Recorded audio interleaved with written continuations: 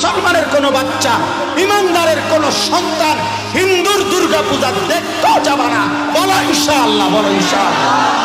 বেঈমানের দুর্গা পূজার মধ্যে একবার উকি দিতেও যেও না। তোমার ঈমান হুমকির মুখে পড়বে, তোমার ইসলাম হুমকির মুখে পড়বে, তোমার ধর্ম হুমকির মুখে পড়বে। ধর্ম যার যার, উৎসব সবার।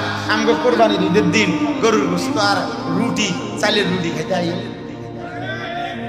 হ্যাঁ, আসো না এখন। যারা এখন এগুলা বলে তারাই তো তাদেরকে উৎসাহিত করে তাদের ঘরে খাওয়ার উচিত, এবং সেটা ভিডিও দেওয়া উচিত যে দেখেন আমি যে বলছি ধর্ম যার যার, উৎসব সবার। অতএব আজকের এই ঈদুল আজহার কোরবানির দিনে আমি 30 জন হিন্দুকে, হ্যাঁ, আপনাদের আশীর্বাদে আমি নিজে বসে থেকে গরুর গোশত ও রুটি খাইয়েছি। খাওয়া মাতবুরি শুধু মানুষের কান ধরে, নেতাগিরি শুধু পাবলিকের উপরে চাপায় দেওয়ার চেষ্টা। আমার ধর্ম, আমার ইবাদত, আমার আনন্দ, আমার শখ, আমার ইসলাম, আমার আল্লাহ, আমার রাসূল, আমি অন্যের কাছে যাব না। কেন যাব? বলেন যাব না ইনশাআল্লাহ। বলেন ইনশাআল্লাহ, সবাই বলেন ইনশাআল্লাহ। আল্লাহ আমাদেরকে তৌফিক দান।